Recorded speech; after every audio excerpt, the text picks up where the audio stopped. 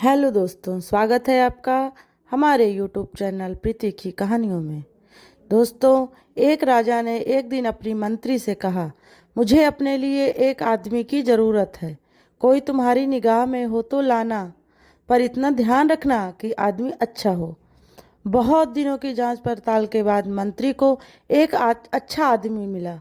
मंत्री ने उसकी नौकरी छुड़वा दी और उन्नति का आश्वासन देकर बादशाह के सामने पेश किया।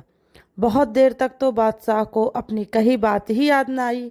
बाद में बोले, हाँ, उस समय शायद कोई बात मन में थी, पर अब तो कोई बात नहीं है। मंत्री ने कहा, हुजूर, मैंने इसे हजारों में से छांटा है और बढ़िया नौकरी से हटाकर इसे यहाँ लाया हूँ।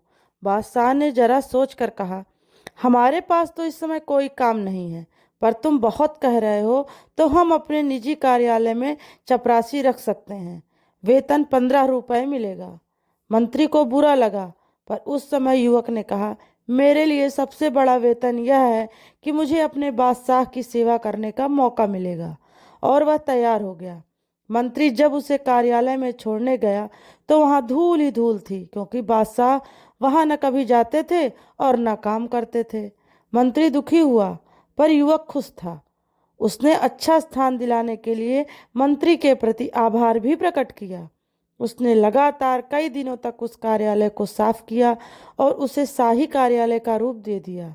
उस दफ्तर में एक छोटी सी कोठरी थी।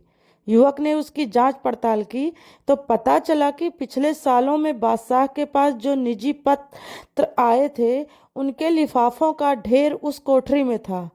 उसमें से बहुत से लिफाफों पर सोने की पच्चीकारी थी और रत्न जड़े थे।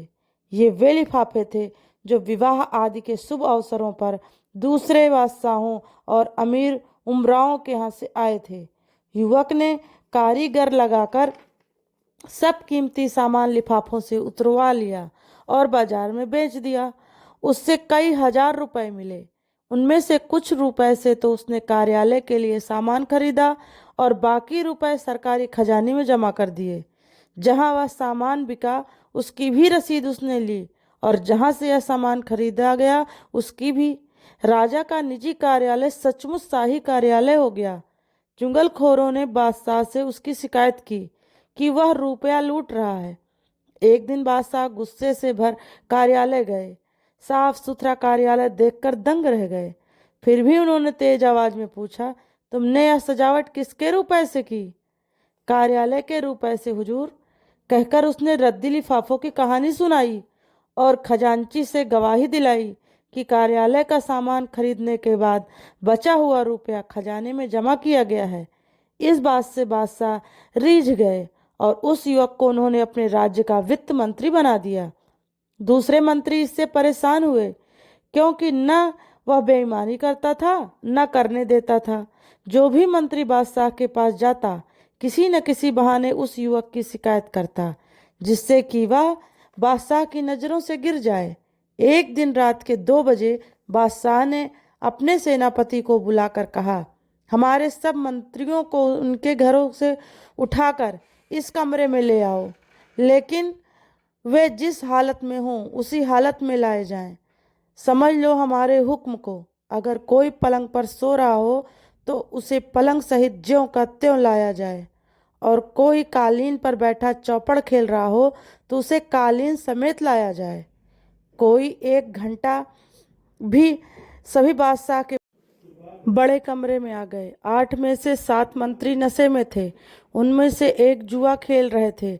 वित्त मंत्री एक चौकी पर बैठे दीपक की रोशनी में कोई कागज देख रहे थे। सच, मंत्री बहुत लज्जित हुए। तब बादशाह ने वित्त मंत्री से पूछा, जनाब, रात के 2 बजे किस कागज में उलझे हुए थे? उसने उत्तर दिया, हुजूर, दूर के इलाके से इस साल का जो राजकाज कर आया है, उसमें पिछले साल से 1 पैसा कम है, तो बार बार देख रहा था कि जोड़ में भूल है या सचमुच पैसा कम है। बादशाह ने अपनी जेब से 1 पैसा देकर कहा, लो, अब हिसाब ठीक कर दो और जाओ आराम करो। वित्त मंत्री ने नम्रता के साथ पैसा वापस करते हुए कहा, नहीं जनाब, मैं तो पैसा डाल सकता था, पर यदि पैसा कम है और उसके लिए पूछताछ न हुई तो इससे अफसरों में ढील और बेईमानी पैदा होगी। बादशाह साहब बहुत खुश हुए और उन्होंने उस युवक को अपना प्रधानमंत्री बना दिया। तो दोस्तों, आपको ये कहानी कैसी लगी प्लीज़ कमेंट में बताइएगा और लाइक और शेयर और सब्सक्राइब भी करिएगा।